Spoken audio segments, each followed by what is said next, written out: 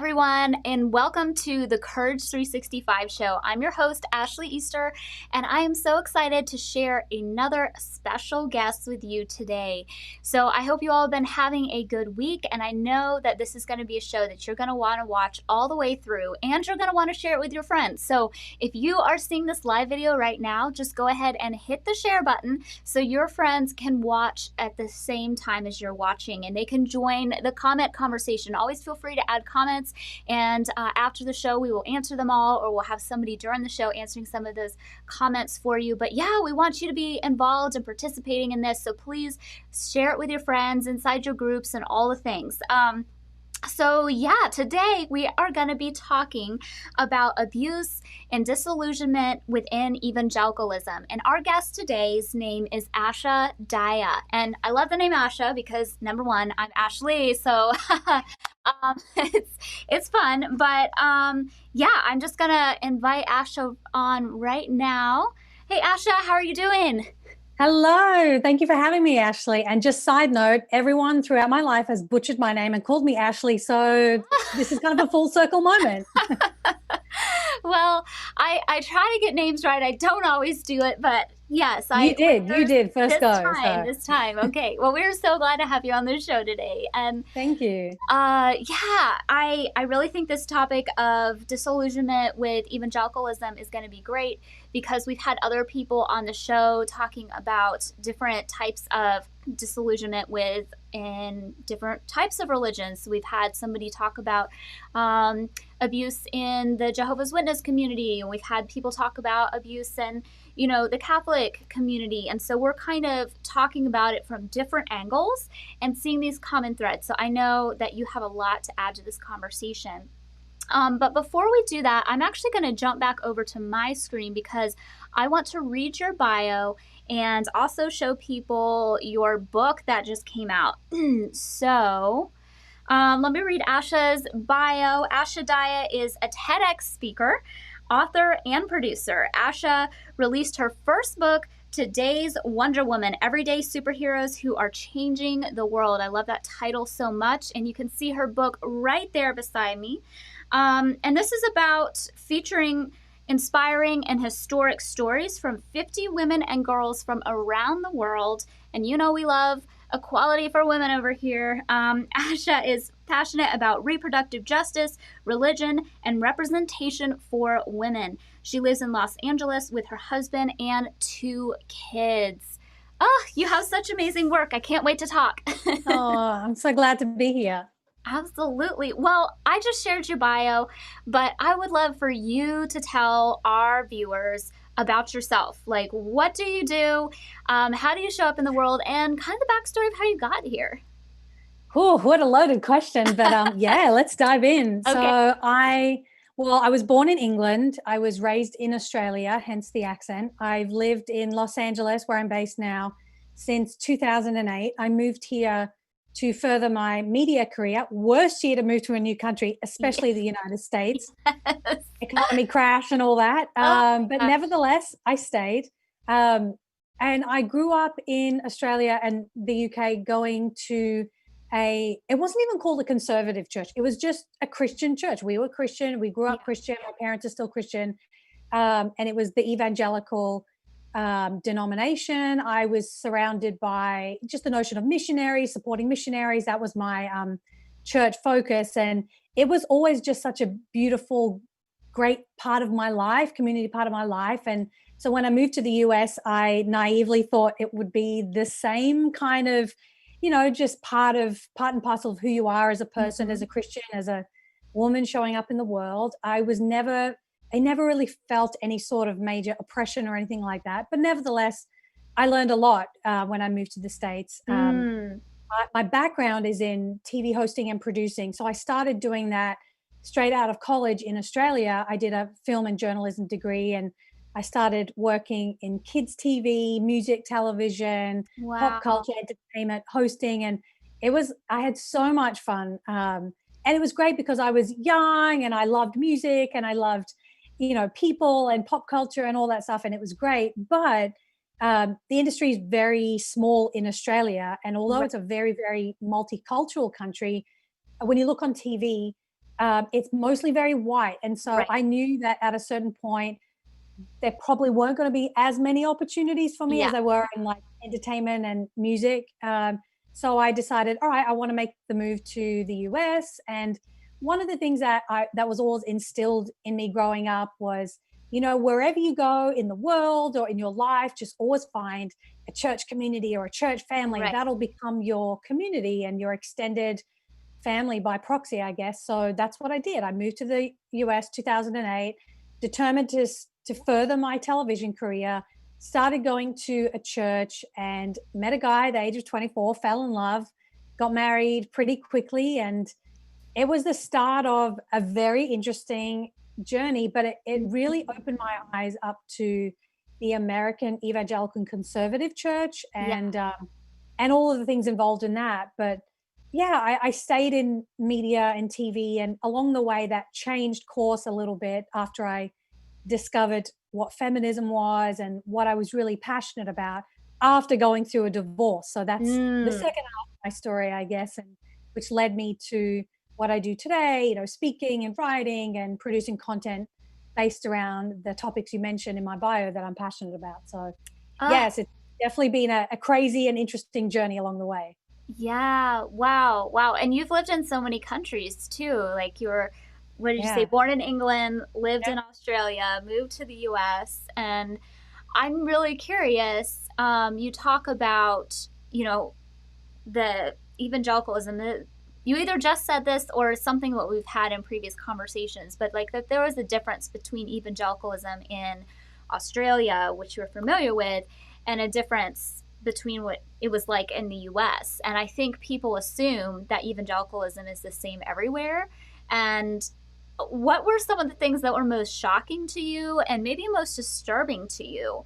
Um, I know I've uncovered that there's, you know, not just myself, but I've seen that there's so much abuse in evangelicalism. But, what are things that stood out to you when you kind of made the switch to the US? I think the biggest thing is politics, and the culture, I would say, is the same because growing up in Australia, we knew about Dobson, we knew about Billy Graham, I Right. listened to DC Talk, like all those cultural things. Right. It's crazy to me looking back now, like how far reaching those tentacles are globally, Right. Right. and things like I Kissed Dating Goodbye. We read that, Oh, we yeah, were that made to book read was, that growing up, like yes. uh, Ugh. all the purity culture stuff, the notion Mm-hmm. of, you just find someone within your church to get married to, and Mm-hmm. that's it. And you raise your kids with the word, and all of Yeah. those cultural things were the same in my Mm-hmm. life, just in a different country. But what we didn't have was politics. So my parents, I would say, like if they were American, they would be Democrat voters, Mm-hmm. because there was never this sense of, well, if you're a Christian, you have to vote Mm. this certain way. And so my parents are very like average people. They're not Right. fanatical in any sense. They're not extreme in any sense. They just really, and being immigrants as well, they've seen so many different Sure. lifestyles and cultures, and they've, been in different countries and been through so many different periods. So yeah, it was really shocking to me, the politics and also how that filtered down into people's everyday lives Right. with issues like, I mean, the church that I went to in Los Angeles, which was about 5,000 people, it was pretty big. So Yeah. there are very conservative pockets even in a city like LA. There were LGBTQ people there who would hide who they were. Mm. There were so many different things that were happening, but on the surface, it's like, oh well, I've got to appear this way, and that Right. was really shocking and very sad to me because it felt like there Yeah. was so much authenticity and Mm. connection that was being missed because of the pressure to vote a certain way, to appear a certain way, and to say all these very political things. So I think I very quickly learned about all of that, and in 2008 at the time it was Prop 8, which was a big deal in Yeah. California Yeah. before marriage equality, of course, happened Mm-hmm. in 2015. So that was my first foray into, oh, I guess I should be political and I've got to take a side. And Mm-hmm. I don't need to research anything myself. They're handing out the pamphlets. Yeah. And I guess that's my opinion right there from the pulpit. And so I didn't really realize how shocking it was until later when I left. But yeah, that was kind of startling. Like, okay, I guess this is what it means to be a Christian. Right. Wow. And I think that that idea of like the church, whether it is explicit, and there are pastors from the pulpit who will tell you how to vote. Oh, yeah. Or it will just be a kind of culture where they won't maybe say a candidate's name, but they will just kind of coach you in with the culture. Yeah. But I think that's like one of the big expressions that we see.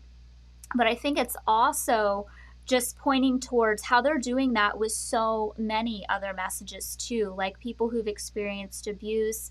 You know, some pastors will say from the pulpit, like, it was the woman's fault. She shouldn't have been wearing that. And other pastors, it's just more of this culture where you don't speak up about this or that. And then it's an unspoken rule. Yes, yes. And then the authenticity piece, how there's just so much fakeness.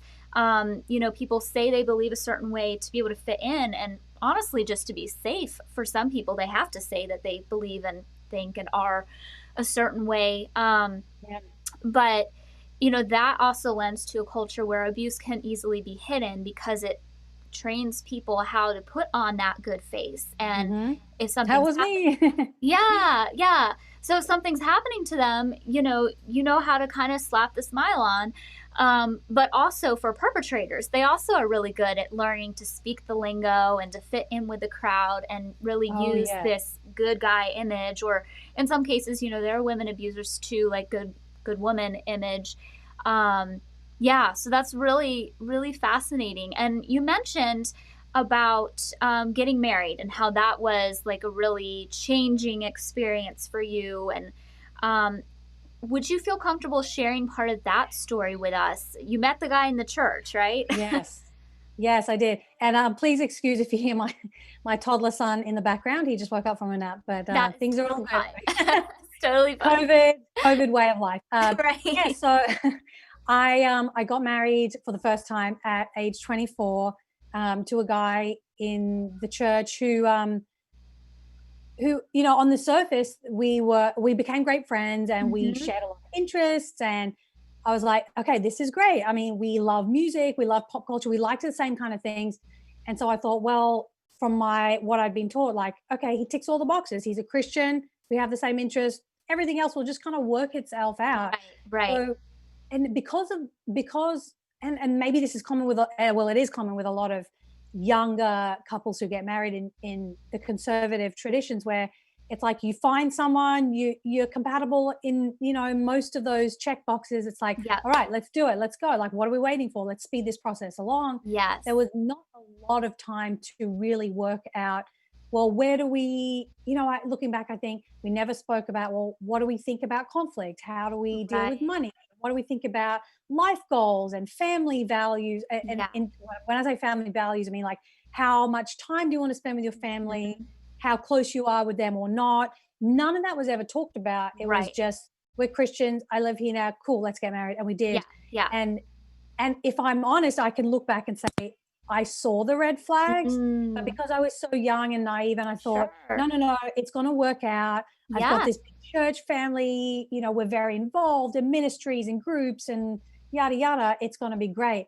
But I feel like after we got married, it's like things started going downhill. And he had a lot of things that he was struggling with in his own life that were also never resolved. And so that was brought from his own life and childhood into the marriage, which super unhealthy. And, you know, that's something that those things were never talked about really. So then we just thought, okay, we're going to start this new life. We were told we just put all our money together and, you know, that's it. But that was one of the worst pieces of advice that I'd ever been given. So there was, and it was like I was like a frog in a boiling pot. The abuse started very slowly. It was verbal, like very verbally and emotionally abusive. And then there was a lot of financial abuse, which something that I didn't even know was a term. Right. Part of this. Nobody talks about that, especially not at all. So when we were getting married. Yeah.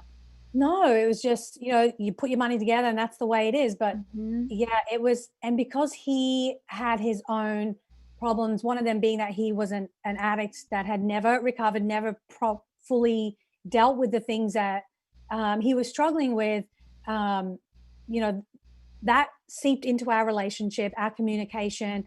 And it got to the point where I felt like I was fearful in my house. I was living with this roommate who Mm. was just so explosive. I didn't know what he was going to be like day to day. Right. Um, and it got to a point where I just didn't know who I was. My career was suffering. I hadn't seen my parents in a while. And, everything around my life revolved around the church and the people in the church. So I didn't Mm. really have any sort of outside perspective Yeah. of what's going on. And most of all, I was too afraid to talk Sure. about any of this stuff, even to my closest friends in the church. No one had any Mm. idea. I felt like I was embarrassed. It looked badly on Yeah. me. Like if I was honest about things, it's like I knew they would say, "Well, what have you done? Well, what's Exactly. your role in this?" And Mhm. that's not to say I didn't play a role or I didn't do things that weren't the best or the healthiest in such a toxic relationship, but there was no room. I knew that there was no room for how can we help you? How can we Right. come alongside you and Right. support you where you Yeah. need it and where you both need it as a couple? Yeah. And those So, things that you might have done in response to abuse, those oh don't yes, excuse abuse. Like right, that's that's a self-protection thing, just trying to cope yeah, versus what somebody else is, purposefully perpetrating on you. Yeah. Yeah. That makes yeah. And I think a lot of the verbal and emotional abuse was something that it was like a slow moving beast, I would say. And it's like Mm. the way I describe it now, it had just taken over all of my body. And by the time I left that marriage, left that church, left the house that I was living in, Mm. it was like trying to pull out all your blood vessels from your body. It's all over you. So Yeah. how do you, it's not just like one flip of a switch and all of a sudden, okay, Right. I'm in a different mindset. Exactly. It took a long time for me to stop internalizing Mm. and being emotionally affected by the things that this man was saying to me and what his family was saying and the church and what they were saying to me. I think the hardest part was when I made the decision to first have a separation and we tried counseling, didn't work. His parents got involved and they were threatening me with all Uh, sorts of things. One of them being deportation, which oh I my. found it was horrible. And I Very. lived in fear. Every time I got a ding on my phone of a text message, it was him saying something super abusive or threatening or Mm. really horrible. And so I lived in fear. And then it got to the point where I started telling some friends, like, hey, this is happening. We're separating. And by the time I told my parents, I was afraid of telling them because I didn't want to appear like a failure in their eyes Sure. because Sure. I was all the way over the other side of the world Yeah. and they had come over to see us get married and Mm. they were, They'd see really happy the for beautiful me. picture. Yeah. And, Yeah. and I knew that it would hurt them too. But when I said like, hey, this is what's happening, I don't want to stay married to this person. And I told them about the abuse that was happening. They said, we'll support you. And the Mm. minute that they told me that they were supportive of my decision to get a divorce, that was really, that was the thing that I needed to take the next step because Yes. when people in the church knew that, well, first of all, when I left of my own accord, I stepped down from all the ministries I was part of, and I was very involved in, like 3 or 4 days a week Mm. ministry type Wow. person. I wasn't just a Sunday morning person that Yeah. visited. I was a member of the church. When I stepped down and stepped away just to take time for myself and figure out what was going on, not one person reached out to me, not Wow. even the women's pastor. And I was like, well, that's telling. Yeah. But I didn't really dwell on it too much. But then once they found out that I was going to divorce him, then I started getting messages from people who, Yeah. frankly, didn't even know me. Yeah. They were all men. And they would say things like, well, you got to do the right thing. God hates divorce. It's like, I know all the sayings, thank Uh, you, but you yeah. don't know my marriage, you don't know Right. me. And it was really, really hurtful. Yeah. And eventually I had to start blocking people because even when I would respond and, give snippets of, well, Mhm. this is the abuse that's happening. Hey, this is the word that he called me. Right. And I kept all the text messages and emails Mhm. because I thought, oh, I'm going to be taken to court and this is going to be Right. horrible and I got to protect myself. Like that's how I lived in fear every day. Right. but no one cared. And that was, Mm, no one cared. And so I just decided, well, I know I'm doing the right thing for myself. I wish him the best in his life, but I don't want to be married to him. And I know that right. it's not healthy for us to be married. And you know, that's that for me mentally, that's what started my journey to, you know, getting divorced, just completely changing my life and moving away from that whole Hmm. church and marriage and situation. And it wasn't easy and it took a long time for me to get over it, but I still look at it now as the best decision I made as an Yes. adult, you know? Wow. Well, first off, you are a very courageous person. And I don't just say that because this is the Courage 365 show. Like, you really are displaying courage with that. I know that it takes a lot to leave an abusive relationship, and especially when you don't feel like your church is supporting you. So glad that your parents had your back. And I just want to affirm to anybody listening that if somebody discloses abuse to you, whether you're their family member or not, maybe you're just a friend or even just an acquaintance, if they tell you that, you could be the first person they're sharing their story with, or you could be the first person who could possibly support them. And when you support somebody when they come forward with their story, that can make all the difference. That can be the thing that gives them the courage to leave, whether you know it or not. You Yeah. know, they may come back and tell you that later, like I'm sure you've told your parents, but they, you know, other people may not be in a position to reach back out to that person. It doesn't matter when somebody tells you about what they're experiencing in their marriage or in their family or whatever type of abuse it is. Please listen, take them seriously, and support them in getting help, because that could be a lifesaver for them. And I also really resonate with what you were saying, how when you stepped down from all those ministry positions, nobody reached out to you until they heard about the divorce. And Mm. um, being married to Will, that's my first marriage, but I was engaged before. And when I broke that off, there were a few people who reached out just briefly, but then I didn't go to church for, I want to say, like a month and a half. And I was the pastor's granddaughter. Like, I was deeply embedded in the Everyone knew who you were. yes. And I got sick for a while with a sinus infection. And while I was gone and out of church, that had been my life since I was born, nobody reached out to me except for like Mm. maybe two people. But out of this church of 600, like, it felt like no one cared. But then when I started speaking up about different abuses I'd experienced, you're right, like there was just a Mm. flood of messages. And that really caused me to feel some disillusionment with the church. And I guess that leads me into like my next question. When you stepped down from those ministry positions and left that church, did you re-engage with an evangelical church, or was that kind of a thing that was a life change where you kind of switched and you kind of saw it for what it was? Like, what was your experience after you left? Yeah, that's a good question. I think at that point I was aware of what type of church that was, and that I didn't Mm, want to be part of that very conservative evangelical right. environment. And I moved to a different part of the city, and where I lived, at the end of my block, within walking distance, was a very small vineyard church. So I thought, Mm-hmm. oh, maybe I'll check that out. And growing up in Australia, my parents and I and my siblings and I, we were part of a very small church. It was Mm-hmm. maybe a couple of hundred congregants at the most. And so it felt Yeah. very small and family, and a lot of people were immigrants. So it was, and Mm-hmm. we would have like lunches and do camps together and Yeah. all that stuff.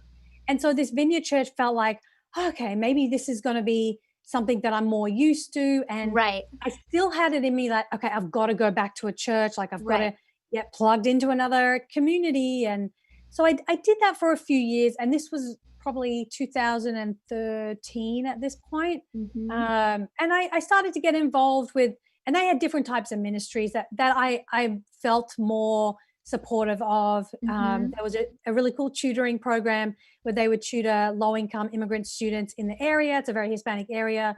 And I Mm-hmm. loved doing that. It was really great. And they had a homeless ministry, which I know a lot of churches have, but it just felt different to me. However, the more I got involved, and by this time, so I had got, my divorce was final. I'd Mm-hmm. also started seeing someone else who's now my husband. But I had very quickly started dating someone else, and that things got very serious. Yeah. And we were living together. So already it was like I felt like my life was split. Like I was living with someone and we weren't married, Right. but I was going to church on Sundays. So it felt like I was straddling these two worlds. And there was a huge part of me that just felt very inauthentic, and that I couldn't be too open and honest about Right. my home life with people at church. Like I would say, oh, I live with roommates, which wasn't a complete lie, because Right. there we in the apartment we lived in, there was another roommate. So I'm like, well, Uh-huh. it's not a lie. Right. I just Right. didn't conveniently mention that I'm living with my boyfriend also. And just being fearful of the decisions that I made that were right for me was just like, why am I living that life? Yeah. But I just kind of kept going and kept going. And I think it was 2016, which everyone knows what happened in Yeah. 2016 Yeah. in November. I think that really kind of nailed the coffin shut for me, where I was like, you know what, I think I just need to take some time off.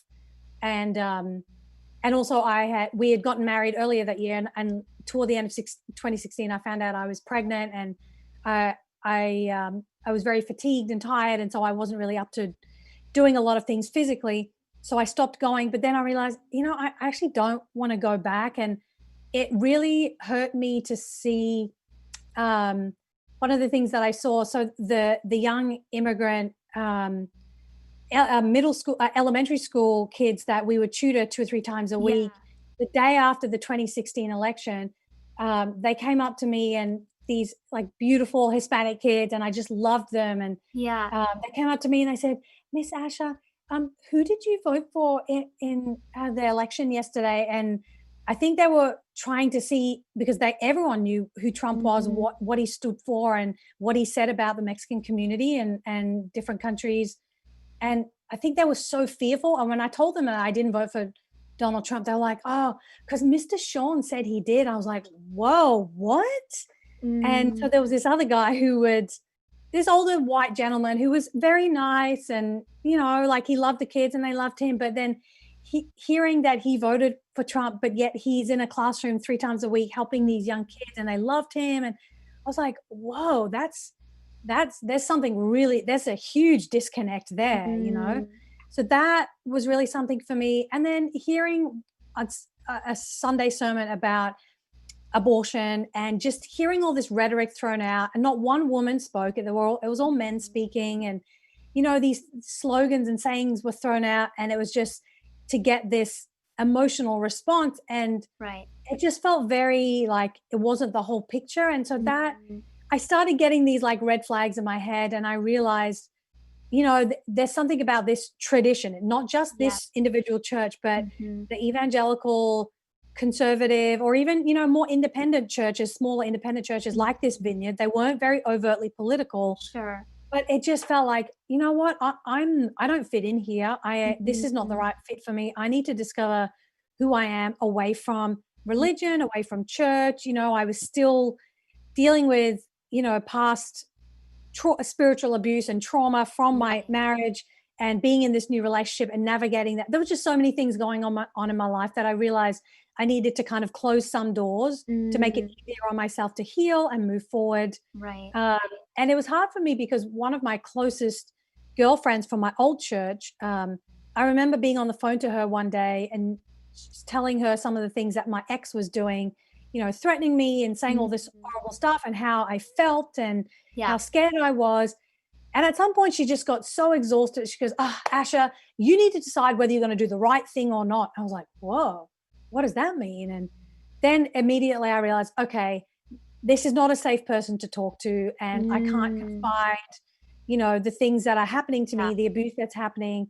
And it was just all these things that were stacking up for me. Right. And it made me realize that we were never given the tools to talk about abuse, to talk about our feelings in a way that was authentic and nuanced, as opposed to giving solutions that were just throwing a Bible verse as a Band-Aid solution, or go to counseling. And there was no mention where therapy was not, it was very frowned upon. It was not encouraged. Yeah, and All counseling of is that usually stuff. biblical counseling, where there's Always biblical no counseling. psychologist involved. No. Oh, psychology, no way. And we weren't even allowed to use the term boundaries. Like, no, you don't set boundaries. You just use wisdom. I'm like, okay, you're, oh my God, like you're just mincing words here. Like Right. boundaries are healthy. Come on. Yes. Yes. But it just felt like there were so many things that weren't adding up to me. But Mm-hmm. I realized at that point, like I have the power to make a decision about where I want to be, who I Mm-hmm. want to be in the world, and what I want to give my energy to. And it made me realize after the election, after the divorce, after that abuse, after seeing not enough people in church stand up Yeah. against this horrible rhetoric that was happening on our TV screens, Mm-hmm. I don't want to be part of that. Yeah. Does that mean I'm not a Christian or I don't believe in God? I don't know, but I don't need to be in a church pew every Right. Sunday to figure out who I am. If all the things that they say about God are true, like Mm-hmm. he's big, he's powerful, all this, then he doesn't need me to be in a building, and I can Right. figure it out. And I'm okay if I'm the only person in the world to be in this situation. Mm-hmm. Turns out I wasn't, and Right. finding a huge ex-evangelical community Yeah.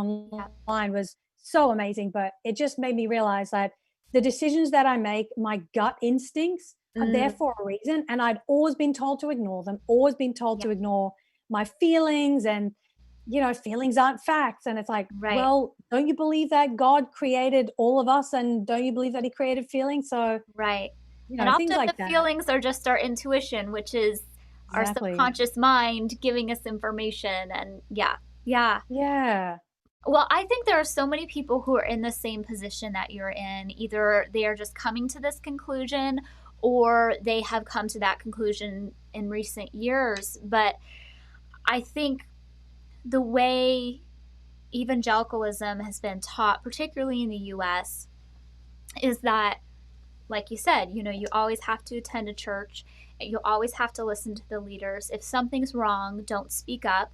People aren't going to really take care of you, but they will, defend an abuser or, something like that. And I know that there are people who have found comfort in evangelicalism. So I'm not going to paint it with a broad brush stroke and say that Sure. there's Yeah. never a church that defines itself as evangelical. That's not a safe and just community. But I think what we're seeing, like you're talking about as a whole, just a lot of inauthenticity. I think I said that wrong. You know Yeah. what I mean? No, Not I think you said it authentic. right.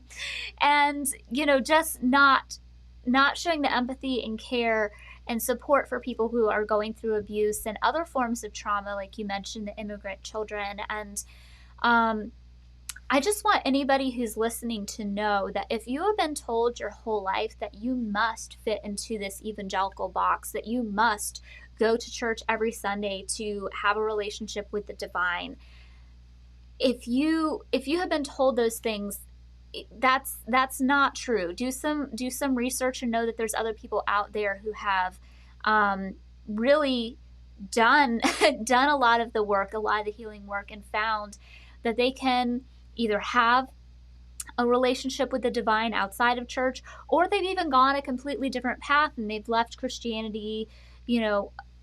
At Courage 365, your path, we respect that wherever it takes you. And so I'm really thankful, Asha, that you were able to share your journey, and that is a valid journey. That is a beautiful journey that you have gone through. And so sorry for the pain and abuse. That part isn't beautiful. Yeah. But the way you I have get what you come meant. forward through all of that is so inspiring. And I think it does give other people this comfort that there is another path. If you see something isn't right, if you feel it in your gut, if your intuition is speaking to you, listen to it. So I love that so much. And I know what you're doing now with your book, Today's Wonder Women. I mean, I feel like this has to have been born from your past experiences. Can you tell us a little bit about the book, and then also maybe share a couple, like one or two stories from some of the women that you've covered in your book? Yeah, absolutely. So the book came out in March this year, March 18. Again, worst timing ever, COVID. But nevertheless, it's an evergreen book. So it's a collection of 50 essays and interviews with women and girls from around the world, mostly in North America, though.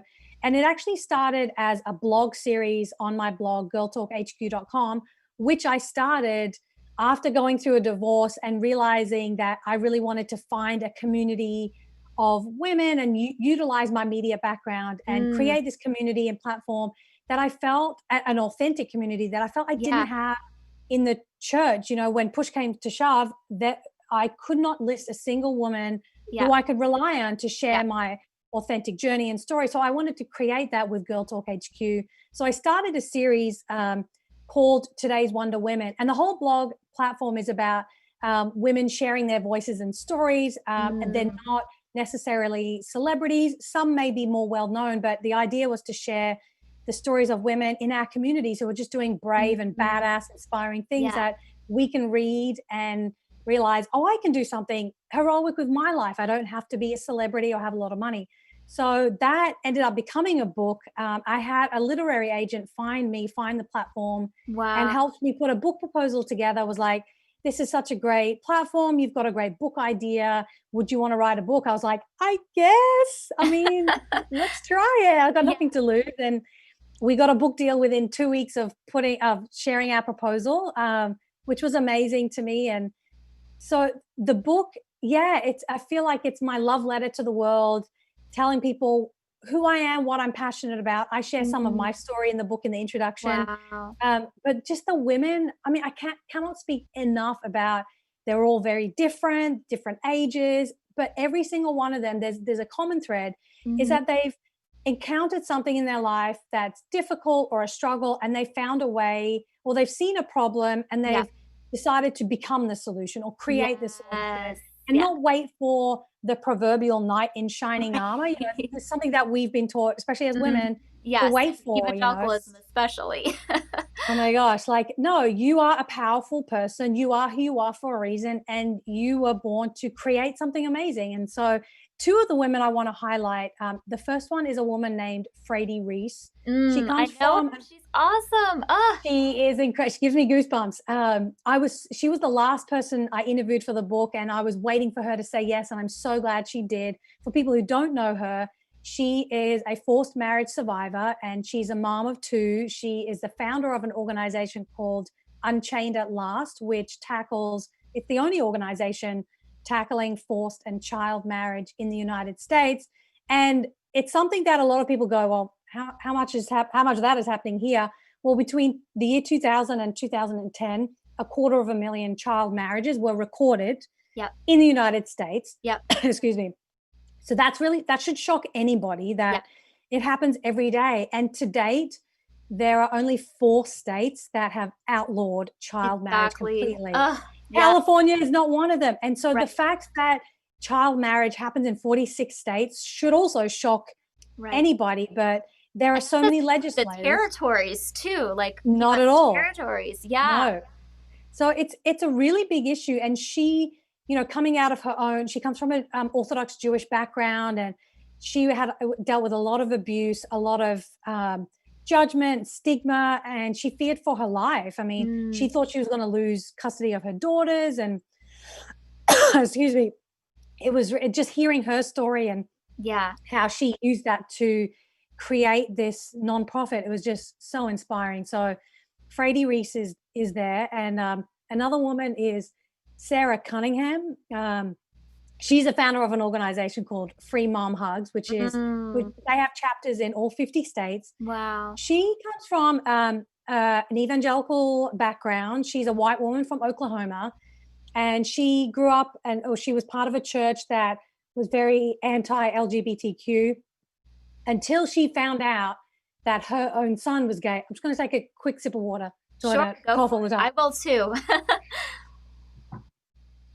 I'm getting so excited talking. I just got my throat's getting raw. But so Sarah Cunningham found out that her son was gay, and it completely changed her life. She realized, well, hang on a sec. What are the values that I am talking about, I'm believing in, when my own son is someone who I've been taught to think is wrong, or there's something wrong with him? And so she did a lot of soul searching. She completely changed her view, and she started Free Mom Hugs as a way to help other LGBTQ plus youth who have been, ostracized by their family. Mm, She wanted to become their proxy mom and basically show up at parades and events and public gatherings and just say like, I give you a hug, and I just mm, want you to know, as an LGBTQ youth, you yeah. are loved. And so they did a lot of those events, and now she goes around to churches. I believe she still calls herself a Christian. Mm-hmm. She is very affirming, very trans inclusive, and she talks about, we're talking about our fellow human beings here. They Yeah. deserve love, they deserve dignity and respect.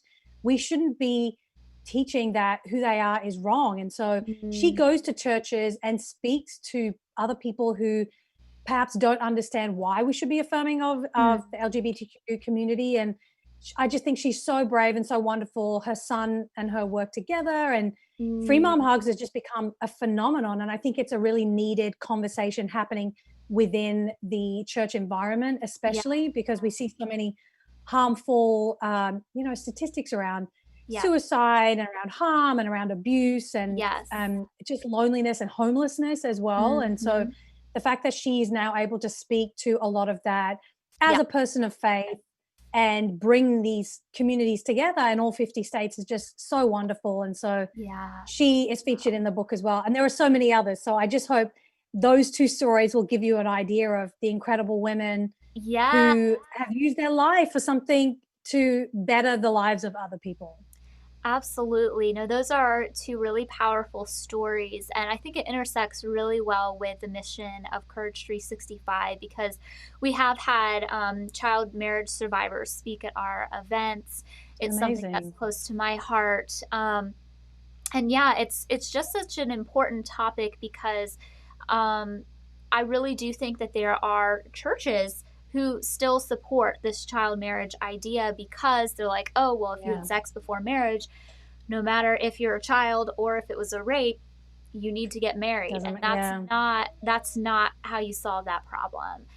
That's not Yeah. it's not how you fix that. And then on top of that, there are so many churches that also um, do not support LGBT individuals, and Mm. just the stories of abuse from some of my LGBTQ plus friends who have told me that not only were they not supported, but there was actually abuse inflicted upon them by people in the Mm. church and supported by the church. And That's so I so think heartbreaking. it really truly is. And I'm so glad that you're covering stories of people who are speaking out about these issues and really standing up and saying, this is not okay.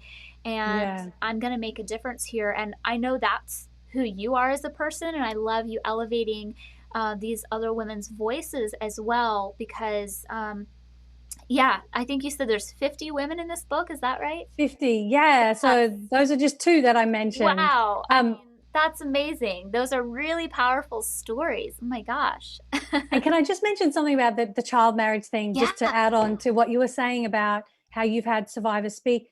A lot of what maybe people don't realize is that, well, first of all, Frady was telling me that it happens across a number of different religions. It's not Yes. just one. Yes. But because of the makeup of a lot of states in the US, where a lot of conservative legislators come from the Catholic or Christian tradition, they are unfortunately the ones that are blocking Yes. anti-child marriage bills. They use excuses like the rape excuse, or the fact that their parents or a judge signs off because a teen Right. girl becomes pregnant, for instance. Right. It's so horrifying to me that, some of us may be part of church traditions, or our families might be part of church traditions that are okay with this happening. And Right. we should be finding out in our state legislators who is stopping these bills from happening, Mhm. and who, maybe we should be supporting the bills that are, that are out there. And Yeah. yeah, it's really sad to me. Definitely. Yeah, definitely. 100%.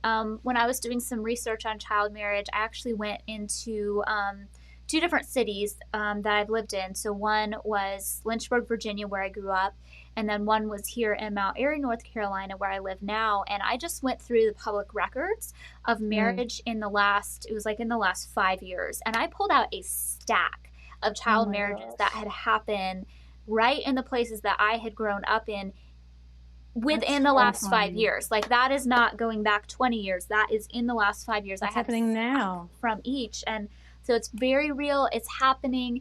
And, there's so many excuses that are made for it. But at the end of the day, if you are not old enough to make adult decisions. If you don't have the right to vote, how can you have the right to lay down a vote for who you are to be married to for presumably the rest of your life? And it's not okay. We need to protect these children and teens. And also those who are in forced marriages who may be over 18. Yeah, but which is harder to define because, you know, they may be over 18, like you said. And I think one of the things about this, you know, the issue of child marriage and, you know, talking about abuse and disillusionment, one of the common things is that we are taught, at least I know I was, and many other people watching may be the same, where our bodies don't belong to ourselves. Right. You know, us as an individual isn't important. We have to be part of the collective. So, you know, like for instance, when no one reached out to me when I left the church, but the minute they found out I was getting divorced, it's like, we're hemorrhaging over here. We got to staunch the bleeding and all hands on deck to make sure I came back into the fold and just sit quietly and just deal with whatever's happening and just brush it under the carpet. But, you know, you see this with child marriage, survivors and forced marriage survivors and LGBTQ youth who are ostracized from certain religious traditions. They're told that unless you fit into this rigid little box, you know, you're not okay and your body is not your own. You don't get to decide what's right for you. And it's not about what you're passionate about, what your interests are. It's part of that. It's upholding the status quo, the patriarchal status quo, which is just so harmful. I mean, especially when you're a minor and you can't get a lawyer. Domestic violence shelters won't take you in because you're underage. It's it's so scary. Yeah. So it's scary.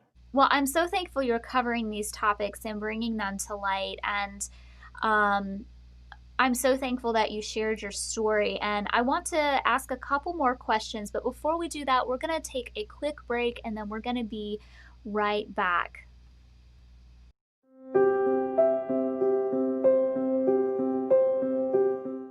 So there's choices that you have the opportunity to make. You can either stay with your abuser or you can leave. And make no mistake about it, it's going to be hard either way you go. But I can tell you one thing for sure. If you do decide to make that courageous decision to go, there's hope.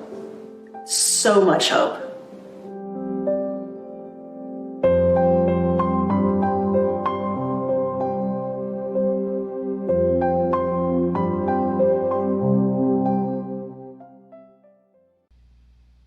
Hey everybody, and welcome back to the Courage 365 show. I'm your host, Ashley Easter, and I've been talking to Asha Dahya, and we have been talking about all kinds of things: disillusionment with evangelicalism, child marriage, divorce and marriage in the church, and it's just been such a action-packed interview. And Asha, thank you so much for sharing what you have so far. You've really elevated the conversation here tonight. Thank you for having me. This has been so great, and I'm glad to be part of this community. Absolutely. Well, thank you. And before we go, I like to ask my guests this question. So every time somebody comes on the show, I always ask, what is the best piece of advice you have ever received? Whether it's a mantra that you use, advice that you got, you know, a long time ago, or something that you've learned from your experience, what is the best piece of advice you have received? That's a good question. I like answering that question because it wasn't a piece of advice that I've been given, but it's definitely a mantra I live by. And it's a quote that I really, really love because unfortunately growing up, a lot of my sayings and advice were very religious. And so now I don't really they don't really hold as much meaning for me anymore because I find that they're not authentic. But the quote that I really love is, "We are the ones we've been waiting for." And it's written by a South African poet by the name of June Jordan. Wow. And she wrote that during the apartheid, and she wrote a lot of stuff during the apartheid. But just that idea of, you know, we've been told that we've got to wait for someone else out there or something else out there to save us and to be the hero in our life. And it also ties into the book that I wrote and all the women that are featured. It's, we are the ones we've been waiting for. Like the world is waiting for us to show up and to raise our voice and to share our story and to create community and be bold and brave and support one another. And so I think that really resonates with me. And so I want to encourage people out there, you know, you are the ones you are the one you have been waiting for, and there's so much within you that the world is just waiting for, and I hope you find that path if you haven't already yet. So yeah, that's probably the best mantra that I live by and try to implement into my life every day. I honestly think that's my favorite mantra that anybody shared on the show. I really like that. That's so one cool. line. I'm gonna have to frame that or something. That's a really great quote. Thank you for sharing that. Of and course.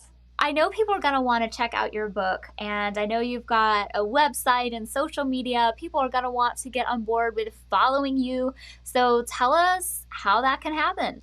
Yeah. So to check out the book, which is available on Audible as well as Amazon, you can go to todayswonderwomenbook.com. To check out all the stuff that I'm doing, you can go to ashadahya.com. If you want to collaborate with me on a project, see all the past work that I've done and what I'm working on right now, check that out. I'm on social media. I'm on Twitter and Instagram, just at Asha Dahya. You can also check out girltalkhq.com. It's the blog. Same with all the social media handles at girltalkhq. If you have a story to share, I'm always trying to plug, that we're always happy to share people's stories. And I love meeting new people and hearing who you are and seeing what you're doing. So please feel free to get in touch and share your story. That's beautiful. And we'll be sure to link to those in the show notes. And thank you so much for being here tonight. It was really an honor to hear your story and also to hear about the other stories that you're really elevating in your book. Thank you so, so much. Thanks, Ashley. Absolutely. And for everybody else, I would love for you to check out Asha Dahya's social media and also the social media for the Courage 365. And we've got Twitter, we've got Facebook, and I've been calling this out for the last couple weeks, and you all have been listening, and I want to thank you so very much. We are starting to slowly build our YouTube channel, but if you have not subscribed to Courage 365 on YouTube, please go ahead and do that, because when we hit 100 subscribers, then we can get our custom URL and then more people can see our work more easily. So I would ask you to follow us on social media, but especially on YouTube. And then I'd love to invite you over to courage365.org. And if you are in a situation where you need help, please click our Need Help tab. And we have all kinds of hotlines listed with abuse resources and people who can be there to support you. We've got organizations and blogs and all kinds of things listed in our resource list for you. And if there's something that's missing there, a particular topic that we haven't covered, we haven't put a resource for, and you want to share that with us, feel free to send us a message through the website. And also, just for coming and visiting us at courage365.org, you have the opportunity to download this free ebook, which is 5 Keys to Living a Life of Courage. This is for people who are stepping out of abuse or have recently stepped out of abusive experiences. So maybe this book is for you. Maybe this is for somebody else that you know, but I would really encourage you to pop on over to our website, courage365.org. And as always, live this week with courage.